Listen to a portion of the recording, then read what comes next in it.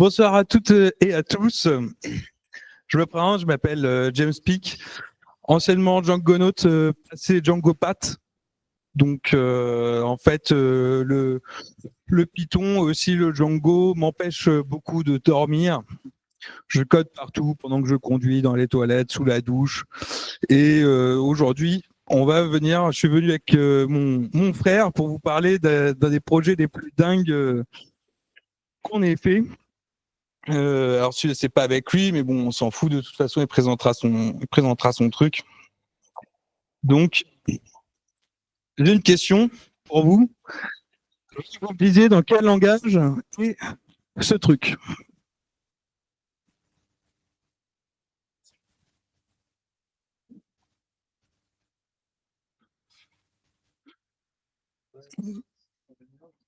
Bah, ça s'écrit en Python et après ça s'exécute en JavaScript. Donc c'était un peu la grande idée. Parce qu'on est plutôt, nous, dans la bande, atteints d'une pythonite aiguë, non opérable, mais non mortelle, je vous rassure. Et le JavaScript, bah, entre ses accolades, ses points-virgules, et je vous parle pas du reste, ça nous embêtait un petit peu. Alors on s'est dit, bah écoute, pourquoi est-ce qu'on ferait pas de trucs en Python comme ça, après on les compile en JavaScript après tout. Dans la bibliothèque standard de Python, tu as le module d'AST qui te permet de tokeniser des scripts en Python et après bah, tu peux le traverser et faire ce que tu veux. Donc on est parti sur un truc comme ça. Alors, je sais pas si pour ceux qui connaissent pas HTML Element, en fait c'est ce qu'on appelle les web componentes. C'est les componentes standard W3C sans framework. C'est-à-dire qu'en fait, ça va se compiler dans ce code-là, qui pour le coup est clairement en JavaScript. On le voit, accolade dégueulasse, point virgule, et je t'en passais des meilleurs. Les var, le zis, etc. Donc tout ce qu'on voulait pas coder est là généré pour nous. Donc, pour ceux qui connaissent pas les web components, c'est assez sympa. Donc en fait, si tu regardes tout en bas la dernière ligne, tu vois que la classe, elle est bindée en fait à un nom de tag HTML. Donc quand le browser, une fois que tu as fait cette déclaration, quand le browser va voir un tag qui s'appelle delete button, il va automatiquement instancier le HTML element qui est associé et appelé son connected callback. Donc ça permet de parsemer, si tu veux, ton HTML de JS, comme on aime bien faire en Django. Alors je sais qu'il y en a qui font du REST Framework, qui après envoient des gros React, etc. Mais bon, tout le monde n'a pas forcément besoin de ça. On n'a pas forcément envie d'être 10 pour faire un projet. Donc on aime bien quand même aussi nos petits templates et parsemer un petit peu de JS. Sauf que bah, le problème qu'on avait avant, c'était que tu parsèmes un petit peu avec du jQuery, mais jQuery ne fait pas la gestion du cycle de vie de tes objets, quoi. Tu dois détecter quand un tag apparaît, qu'il faut faire des callbacks, etc., quand il disparaît et tout ça, alors que là, justement, grâce aux fonctionnalités du navigateur en lui-même, il est capable de gérer le cycle de vie de tes éléments. C'est-à-dire quand, même si tu as de l'Ajax qui va créer un delete button et le mettre dans la page, tu n'as pas besoin de toi de t'en occuper. Automatiquement, il va attacher une instance de ton delete button. Et quand dans ton HTML, tu vas dégager l'élément, eh bien, il va s'occuper de tear down, enfin de libérer de garbage collecté tes petits éléments tranquillement. Donc, c'est vraiment la super solution pour parsemer son HTML de JS. Alors, c'est vrai qu'à une époque, c'était bof supporté sur tous les navigateurs, évidemment, quand c'est arrivé. Mais maintenant, ça commence à être vraiment pas mal supporté. Donc, on a d'autres, si tu veux, on avait d'autres aussi, des trucs un peu plus bidons, où tu vois, sur ton component, tu pouvais définir, voilà, un clic et donc, dans le compilateur, on supporte l'injection de dépendance. Donc, quand on va traverser la ST et qu'on va voir que dans le Python qu'on doit transpiler en JS, il y a un appel vers une autre fonction, bah, on la retranspile aussi. Et tu vois, ça va ça va l'appeler comme ça en JS au niveau du navigateur. On pourra regarder un petit peu le bundle que ça fera après. Et il me semble qu'on a une autre. Voilà, donc si tu tiens vraiment la manière jQuery, tu peux quand même, dans chaque composante, définir une fonction qui s'appelle py2js et dans laquelle tu peux définir en Python du JavaScript que tu veux qu'il arrive dans un gros TypeScript, voilà, bêtement à l'ancienne dans ton HTML. Donc on fabrique des petits bundles. Après voilà, un peu comme Webpack, hein, quand il va traverser, si tu veux, tous tes codes pour générer un fichier qu'on envoie aussi au navigateur. Bah là c'est pareil, en fait, on définit une liste de modules comme ça, hein, que tu peux avoir dans un settings. Enfin là je te montre, si tu veux, l'API telle qu'elle est développée, et tu peux fabriquer ton petit bundle de JS. Alors on le fait aussi pour le CSS. Parce que on voulait juste, si tu veux, faire tout simplement voilà, du gros SAS comme ça. Et donc automatiquement aussi, là pareil, avec un petit mapping, bah, tu vois, comme ça, comme form container est une classe, bah, il était un petit peu logique que ce soit aussi une classe dans le HTML. Donc tu vas avoir là, je pense, une div, je ne sais plus ce qu'il y a dans container. Ça pourrait être n'importe quoi, mais tu vas avoir une div qui a cette classe form container, et du coup, là, dans ton petit SAS, tu peux parsemer tranquillement ton petit CSS. En SAS, évidemment, parce qu'encore une fois, les points-virgules et les accolades, ça déclenche chez nous des allergies assez connues, sous le nom de Pythonite. Qu'est-ce qu'on a d'autre? Voilà, en gros, c'est pour cette partie-là. Alors, tu as des URL, donc tu peux inclure tes bundles comme ça par URL, les générer. Comme ça, bah, quand tu es en mode développement, ils sont tout le temps rafraîchis. Tu vois, ils sont l'URL qu'il utilise pour récupérer son bundle, elle est en fait en Python et c'est recompilé à chaque fois. Donc, tu as le live edit. Et en production, par contre, tu vas plutôt créer un bundle et le balancer dans tes fichiers statiques de manière complètement normale. Bon, après, voilà, on a dû faire tout un tas de trucs, mais je vais vous montrer du coup dans quoi on l'utilise, parce que du coup, on a aussi une sorte d'admin. Ça, c'est un autre projet. Alors, peut-être pour finir un petit peu, je pense que vous l'aviez imaginé. On fait nos petits composants en Python comme ça. Voilà, donc là, il n'y a rien de bien folichon, si tu veux. C'est des classes qui génèrent du HTML. Donc là, il n'y a rien de fantastique à voir. Ah, par contre, je pensais que j'aurais les deux mains. Donc pour la démo, là, ça va être parce que je suis en Dvorak deux mains, pas Dvorak une main. Je suis désolé, les amis. Donc il va peut-être falloir que je pose le micro parce que je voulais vous montrer quelques trucs.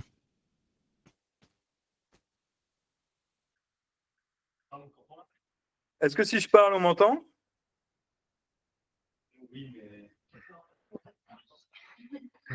Et là, si je parle, on m'entend? Merci Alexis, ça c'est vraiment très sympa. Donc j'avais préparé une démo dans /tmp, mais du coup comme j'ai cru que j'avais un bug de Wi-Fi, je l'ai shooté. On va en refaire une petite vite fait. Donc c'est avec CrudeAlpha qui est en fait.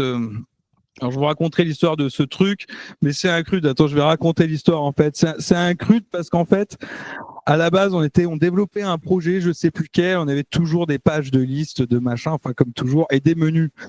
Et il y avait un intégrateur, mais l'intégrateur, à chaque fois qu'il fallait ajouter ou enlever un item dans les menus, il devait aller changer les templates. Et il me disait, putain, James, t'abuses, quoi, ça doit être refactorisable. Donc je refactorisé le truc, je me suis retrouvé avec une classe qui s'appelait DryCrude, tu vois, donc super nom de classe. Et juste pour générer ces menus, comme ça, il n'avait pas besoin de les changer lui-même dans le HTML. Et finalement, moi, je suis arrivé à un pattern MVC assez standard. Le système, du coup, c'est un petit peu comme Django Admin, mais c'est pas tout à fait pareil. Déjà, on utilise ce système de composants, et en plus, c'est prévu pour être pas forcément une admin. Voilà, parce que quand on n'a qu'une admin, après, c'est super l'admin. Franchement, Django Admin est super. Mais bon, il y a des moments où ça devient compliqué et après tu te dis, bah putain, est-ce que cette feature, je commence un petit peu à crader mes trucs pour rester dans l'admin, ou est-ce que finalement, bah, j'en ressors et du coup, il faut que je repasse un petit peu, au moins la moitié de ce que j'ai déjà fait dans l'admin. Donc je vais montrer là, comme ça, j'ai pas besoin de. Attends, je vais d'abord montrer vite fait les patterns un petit peu débiles que j'ai trouvés. Ça c'est ok, on fait des URL, des settings, super. Donc, en fait, on fait un fichier dans l'app Django. On fait un fichier qui s'appelle crudalfab.py. C'est le nom du module, donc il n'y a pas de magie, un petit peu comme tu ferais un admin.py. Et tu définis un routeur pour un modèle. Voilà, un peu comme ça. Ça ressemble un petit peu à ce que vous avez vu dans plein de trucs comme REST Framework, etc. Et du coup, là, après, comment on va? Alors, je suis parti apparemment dans la doc sur des modèles, sur des exemples assez compliqués dès le départ. Donc, on a ce système de factory, en fait, c'est-à-dire que ces vues-là, quand tu vas appeler un attribut, en fait, on a une métaclasse qui fait que quand tu vas appeler un attribut, il va regarder si l'attribut existe sur la classe. S'il n'existe pas, il va regarder s'il y a une méthode qui s'appelle get underscore pour le récupérer. Et il fonctionne que tu sois en train de faire ça sur un objet de classe, enfin un objet de vue, ou sur une classe de vue. Donc, ce qui va avoir son importance par la suite. Et ce qui est un petit peu dégueulasse, ce qui fait que, bah, en fait, en théorie, bah, tout va pas marcher dans l'absolu, mais en pratique, ça a permis d'aller là où on voulait. Donc, on va voir ça après. Donc là, hop, sur mon petit routeur, tu vois que je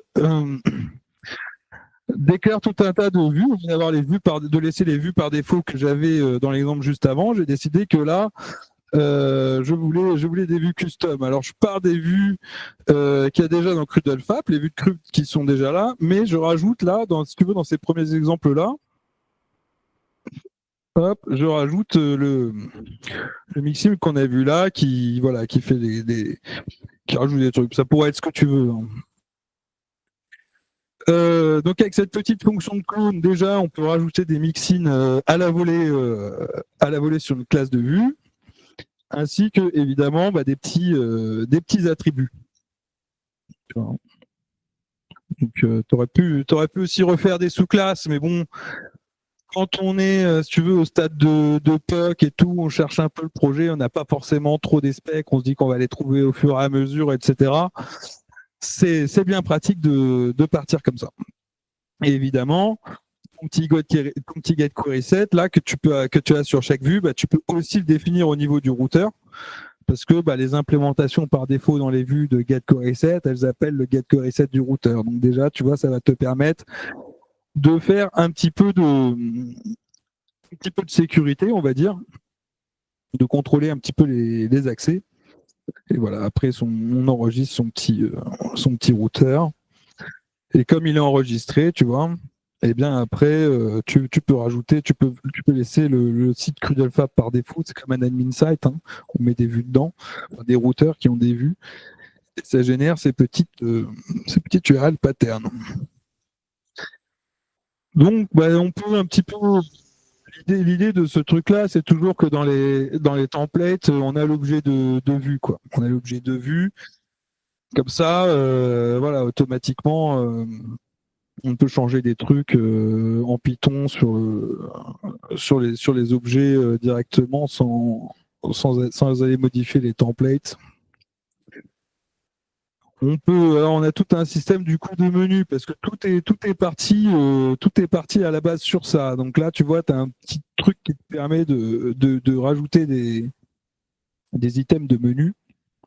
On va parler beaucoup de menus, hein. Je sais que c'est pas le truc plus folichon du monde, Enfin, avant, j'étais sur les autocompletes, donc c'était pas folichon non plus. Si tu veux, je suis un Django Patch, je m'attarde sur des petits problèmes à la con comme ça, un peu comme un autiste. Donc là, tu vois, tu as ton système. Alors, chaque vue est une route aussi. Et donc, la route définit ces trucs comme ça. Il y a notamment, alors c'est ça qui est assez intéressant, et c'est le pattern un peu dingue de ce truc-là. C'est que tu vois, chaque route, elle a un truc qui s'appelle Asperm. Et qui à la base, par défaut, répond trop que si tu es en super user. Donc comme ça, quand tu rajoutes des vues dans ton projet, elles sont automatiquement que visibles par les super users. C'est comme ça, c'est secure par défaut. Un petit peu l'idée toujours d'être secure par défaut, qui n'est pas forcément voilà l'idée de tous les autres frameworks dans le genre qu'on peut voir. Et donc là, tu vois, c'est assez bidon. On a un collable qui dit, bah voilà, cette vue-là, c'est is authenticated. Cette route, elle est comme ça. Et d'ailleurs, effectivement, donc là, l'exemple est un petit peu débile parce que je vois pas pourquoi on interdirait à quelqu'un qui est déjà authentifié de retourner sur la page de login. Mais bon, pour l'exemple, là, tu vois que du coup, cette route-là de login ne sera pas permise pour les gens qui sont authentifiés. Et en fait, ça a toute son importance quand on génère des menus. Parce que quand on génère des menus, on va itérer par exemple sur les routeurs pour générer le menu de page. Pour générer un menu d'objet, on va itérer sur toutes les vues du routeur du modèle. Et pour chaque vue, sera appelée effectivement la fonction Asperm. Alors tu me diras, mais oui, mais si je suis dans la vue de détail, comment est-ce que je fais pour avoir le self sur la vue d'update? Par exemple, je suis un utilisateur, je suis sur la vue de détail. Il y a le menu avec toutes les actions de l'objet qui vont s'afficher. Donc, le générateur de menu regarde dans le routeur toutes les vues qu'il y a. Et pour toutes celles qui vont répondre true sur Asperm, eh ben, il va les afficher sur le menu. Donc, le menu est dynamique en fonction des permissions. Et grâce à ce pattern débile de factory dont je vous ai parlé tout à l'heure, où la métaclasse qui fait que ces trucs-là fonctionnent aussi bien quand on est en classe ou en objet. On remarque là, c'est pas la peine parce que il me semble que quand le menu fait le tour des vues, il les réinstancie avec l'objet de request qu'il a déjà, ce qui permet d'appeler la fonction asperm sur chaque vue, comme si elle est instanciée, mais juste pour appeler la fonction de Asperm. Donc sur un objet, par exemple, on instancie la vue comme pourrait le faire Django. Tu sais, quand tu instancies une vue, tu peux passer les quarks que tu veux. On va l'instancier avec la request et l'object, par exemple. Et du coup, dans ta vue d'update, tu peux définir une fonction Asperm qui va regarder self.request ou self.object. Voilà, parce que le truc de menu le fait. Donc tu peux rajouter des actions de liste aussi. Les actions de liste, tu sais, c'est quand tu coches tu as un tableau, tu as une vue de liste et tu coches des items. Et après, tu as des actions à faire dessus. Donc là, tu peux en rajouter aussi. Donc tu vois, et là, bon, ça hérite de la vue de forme de deploy. On va peut-être faire une petite, voilà, après il y a de l'API. Donc ça, c'est la vue un peu de base. Écoute, j'ai peut-être 10 petites minutes pour faire une petite démo. Alors, j'avais tout préparé dans le HTMP. J'ai rebooté, donc va falloir que je recommence vite fait. J'espère que ça va marcher, sinon on dirait que c'est l'effet démo. Si les gens ont des questions, peut-être. Ouais, si vous avez des questions, en attendant, n'hésitez pas. Ça mettra un peu d'ambiance et puis on verra comme ça si la démo crash, ça fera un petit peu d'ambiance quand même.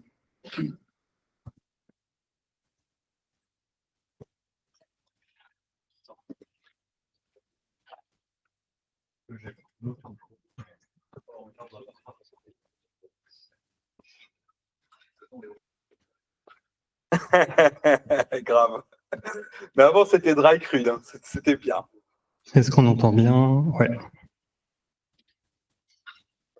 Ouais, alors non, mais exceptionnel, super, très intéressant, c'est rigolo. Mais j'ai cru voir que c'était un vieux projet, que ça avait des années. La Cradle Fab, je crois que j'ai regardé le repo GitHub et que tu avais fait ça il y a 10 ans quasiment. Non, j'ai rêvé? Si, en fait, c'est super vieux, mais même le repo, l'histoire avait commencé avant même le repo. public. Ok, non mais ça a l'air très clair dans ta tête quand tu nous en parles, donc c'est bien. Si t'aimes pas les... Je voulais te demander, est-ce que tu connais ce projet qui s'appelle PugJS?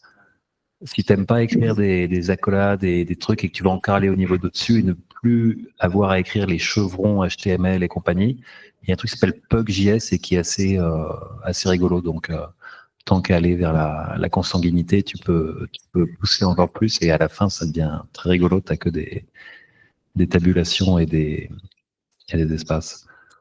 Et sinon, autre parenthèse, je fais C'était attention aux autres. mensongère. Comment? Bah, je sais pas, il y en a là. Qu'est-ce qu'ils font? PugJS, faut regarder peut-être le repo GitHub. Je crois que les exemples sont plus parlants. Tu vois à quoi ça ressemble. Clique sur GitHub en haut à droite dans la page. Et sinon, ce que tu nous as montré, ça m'a rappelé aussi un autre truc que j'utilise souvent qui s'appelle FastHTML, qui est une espèce de librairie Python faite par les mecs qui ont fait FastAI, où tu écris du HTML en Python de la même manière que ce que tu nous as montré là par, je sais pas comment, composition. Ouais, il y a aussi Iomi qui est vachement sympa Ok. à tester. On peut peut-être regarder Iomi d'ailleurs. Tiens, je vais te montrer parce qu'il me semble qu'ils ont de la démo sur leur. Donc voilà, c'est tout pour moi. Merci. Exceptionnel. Bravo. Est-ce que... En fait, je me demande si les micros sont pas inversés. Est-ce que tu avais toujours de la reverb pendant que tu parlais? Là, non, mais il n'y a pas de reverb du tout même. Ça va mieux là? C'est parfait. Sauf pour le karaoké, il faut remettre la reverb, mais sinon, là, pour la talk, c'est super. Oui. Non, non, là. Ça y est. Je peux le couper si tu veux.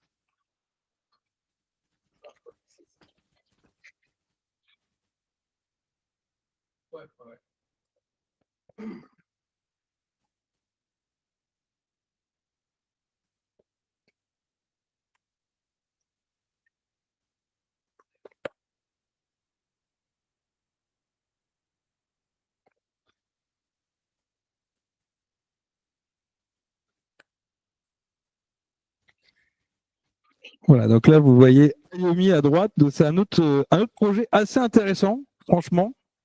Je le suis depuis des années, assez inspirant. Je pense que les gars qui font ça s'éclatent bien. Encore une fois, alors ce que je voulais préciser, j'ai oublié. Les trucs que je vous présente aujourd'hui, j'essaie surtout pas de vous les vendre. Je vous déconseille absolument de vous en servir. Je pense que en fait, c'est l'approche que je veux partager avec vous. C'est l'envie de se lancer, de se faire ces trucs qui vous plaisent à vous. Tu vois, c'est pas parce que on est dev qu'on a pas le droit d'avoir des trucs qui nous plaisent, quoi. Tu vois, et que vraiment, bah, faut y aller, faut être agressif, faut pas hésiter à sortir des design patterns connus, standards, quoi. Faut y aller et se faire plaisir. Alors, on va, je pense, peut-être voir un petit peu le résultat de ce truc.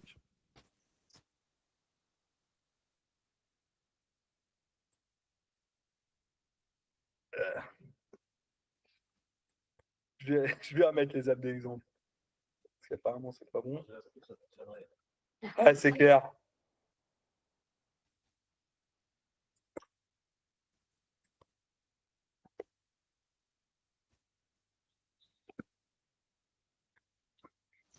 Je pense que je peux reprendre le micro parce que le reste, ça va être au clic. Donc, bah, alors ça, c'est l'une des raisons pour lesquelles je vous déconseille absolument d'utiliser ce projet pour l'instant, c'est qu'on est parti sur les Material Components de Google et ils ont arrêté. Donc, je suis en train de le refaire en Bulma. Je pensais que j'aurais fini avant de faire la presse, mais avant de venir faire cette presse. Mais entre-temps, je me suis lancé dans mon propre développement de mon assistant de code en IA. Et du coup, maintenant, c'est ça qui m'empêche de dormir. Je vais finir d'abord celui-là avant de tripoter à nouveau ce truc. Même si, bon, avec Bulma, c'était assez sympa. Ça n'existe pas. Il me le dit en plus, qu'est-ce qu'il faut que je prenne?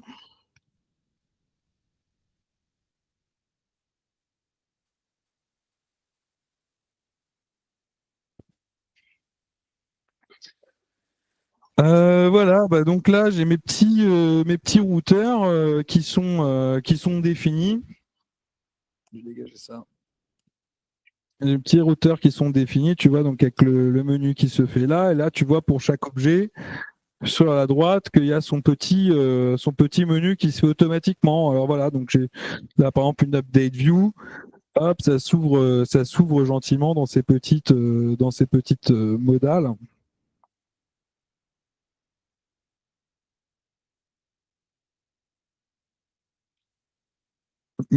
Petit problème de modèle là, apparemment. Après là, je vais peut-être pas d'identité de gars.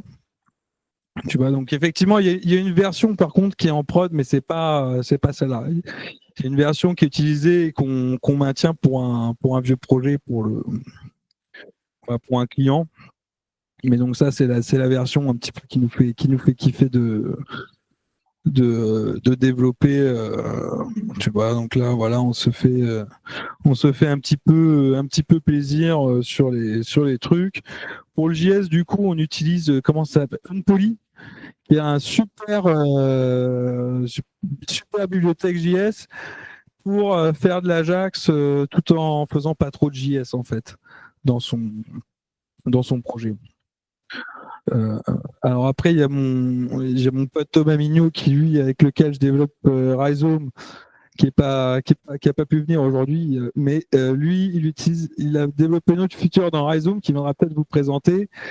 Il a plutôt implémenté le protocole Meteor.js. Donc lui, en fait, il update ses componentes en Python, il update son front-end côté back-end et ses pushés en WebSocket, et le front se remet à jour tout seul. Il a essayé de me le mettre dans la vue de liste, mais la vue de liste, elle est un petit peu compliquée. Mais je pense qu'on se le fera. Qu'est-ce que je vais faire? Je vais faire un petit peu de crude là quand même. C'est censé un minimum marcher. Donc je vais me mettre des petits artistes. Comme j'ai qu'une main, j'ai une main sur le micro, je vais pas pouvoir faire un truc impressionnant. Ah, mon clic, il est pas très bon aujourd'hui. Après, je suis pas un super clicker. J'aime beaucoup plutôt utiliser clavier, tu vois. Là, normalement, quand même. Ça, là, je peux peut-être. Ça va peut-être. Merde. Hop, on peut peut-être quand même un peu le renommer. Je vais mettre des chiffres pour qu'on voit. Voilà, donc en fait, il y avait un autre problème avec l'autre gars. Hop, on peut se faire des petits deletes. Alors du coup, comme là, il y a le share, on voit pas les petits toasts en bas, mais bon, c'est pas non plus. Il n'y a pas de quoi fouetter un chat. Peut-être faire des chansons. Hop, choisir les petits gars. Faire des petites chansons.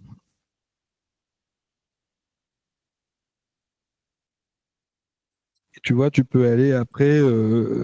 Et en fait, tu vois que sur chaque objet, tu retrouves en haut là le menu de l'objet en fait que tu vois ici. Sauf évidemment, là, tu vois la vue de détail, mais quand tu es sur la vue de détail, tu vois pas le menu objet. Donc tu peux aussi l'ouvrir en pleine page, le truc. Donc tu peux un petit peu faire comme tu veux. Voilà, écoutez, c'est le temps des questions, la fin de la démo, qui n'a pas été le débat que j'espérais, mais bon, quand même, on pourra s'en rappeler, ou pas. Et c'est l'heure des questions. Je vous remercie pour votre patience. Je sais que c'est pas forcément facile d'écouter des gens parler, des autistes parler de code comme ça, se jeter sur des problèmes absolument ridicules. Mais voilà, je vous remercie beaucoup pour votre accueil, et je vous invite à poser des questions maintenant, ceux qui veulent prendre des micros.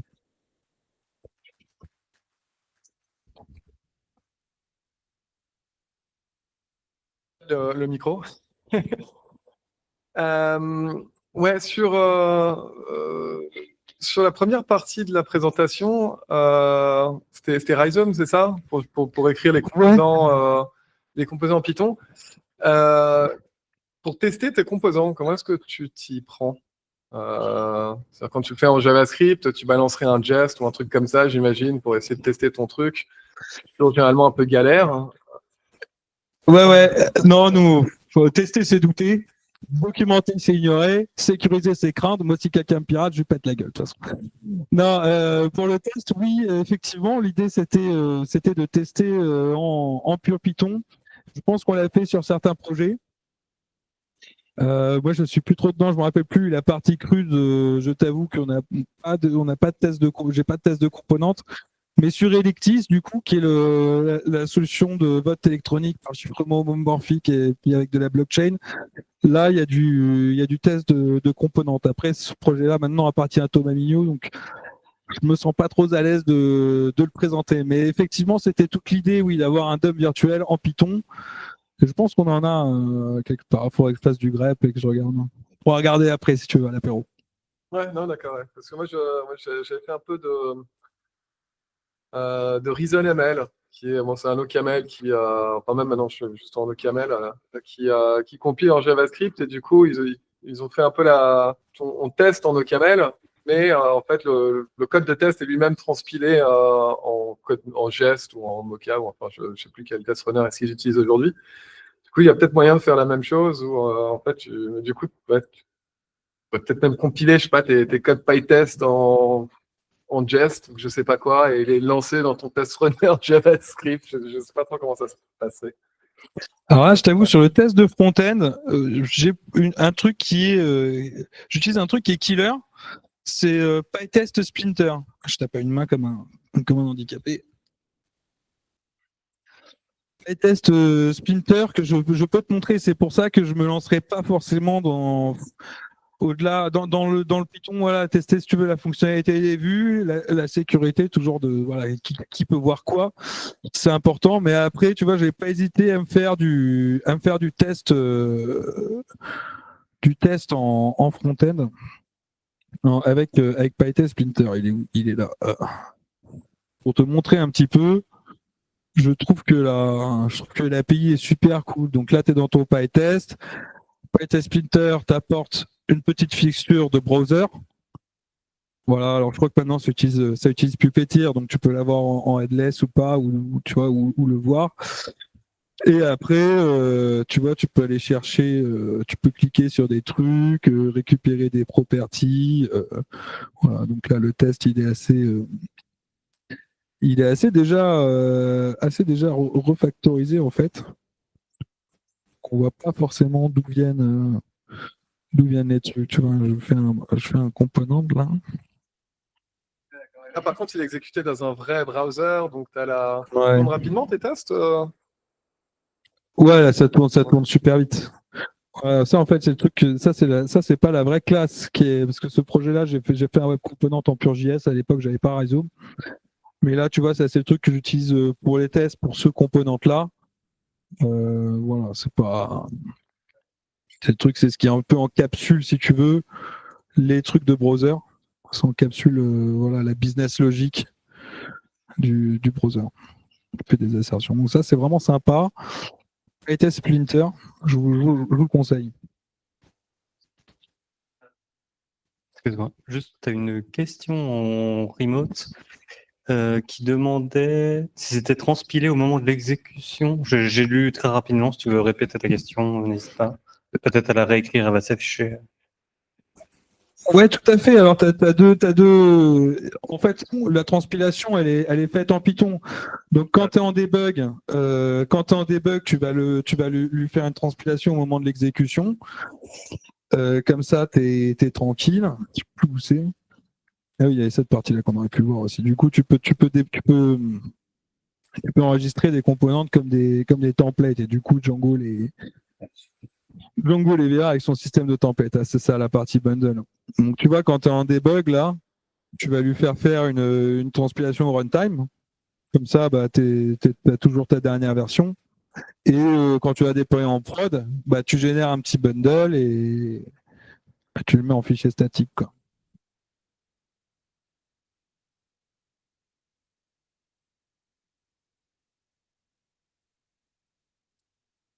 Quelqu'un d'autre a des questions?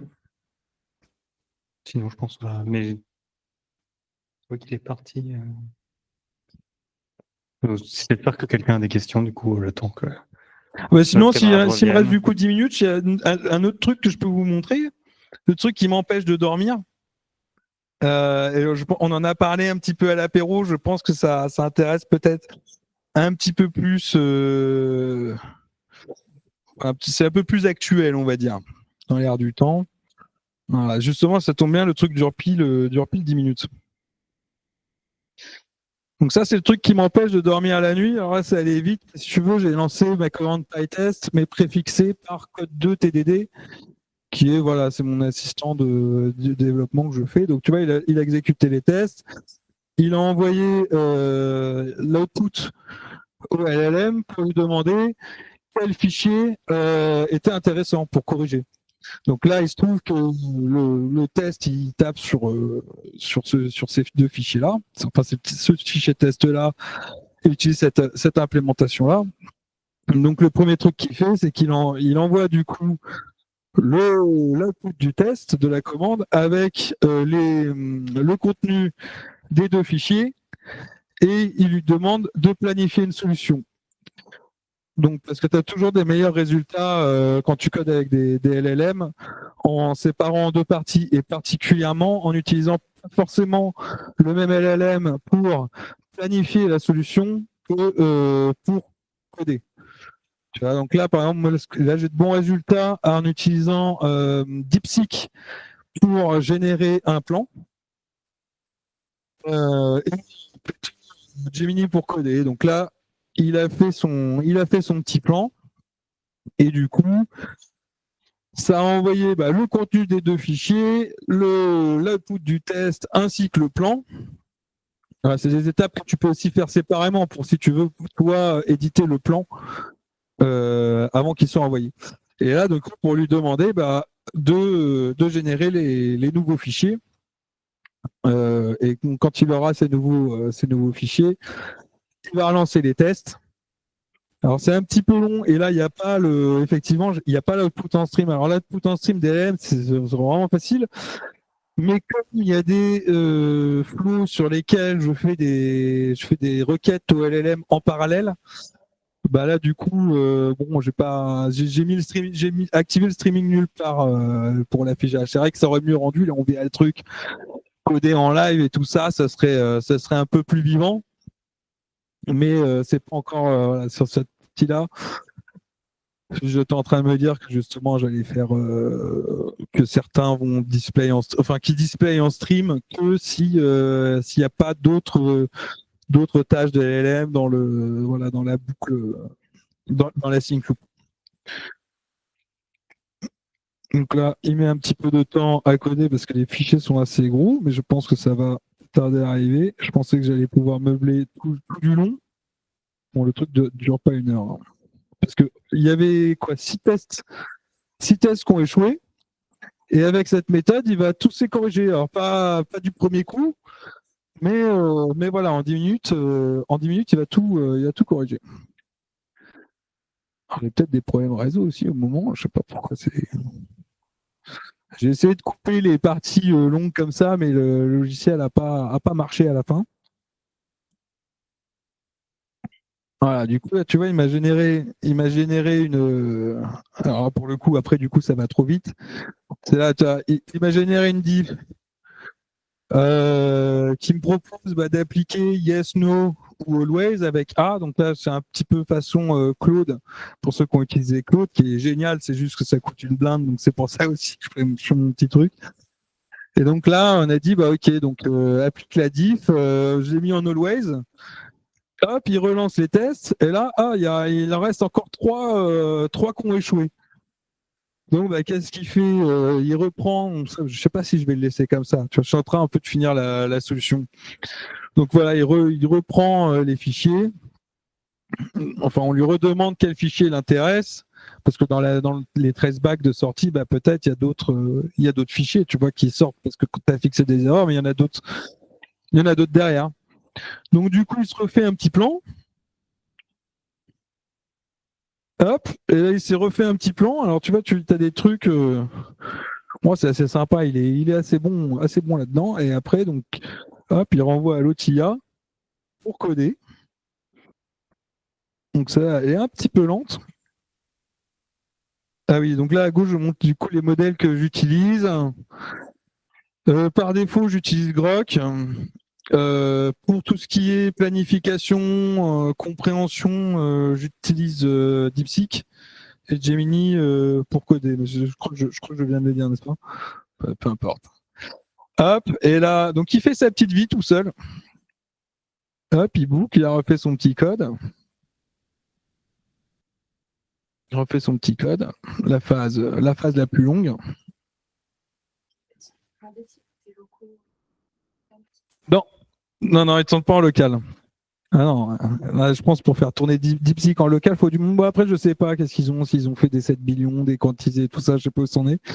Moi, perso, j'ai un Intel Arc avec 16 Go de VRAM qui fait un peu tourner des trucs, mais j'ai un peu lâché l'affaire parce que je suis arrivé pas avec VLLM. Et ce que je voudrais, c'est utiliser VLLM parce que VLLM répartit entre le GPU et il arrive quand même à exploiter le CPU.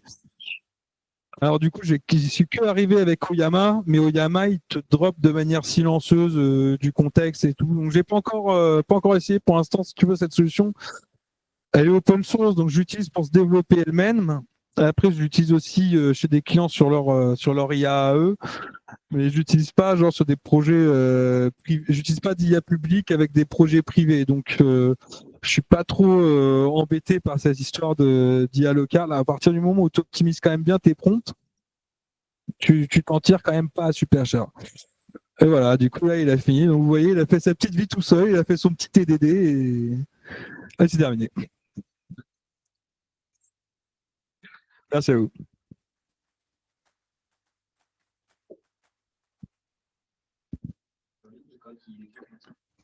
Je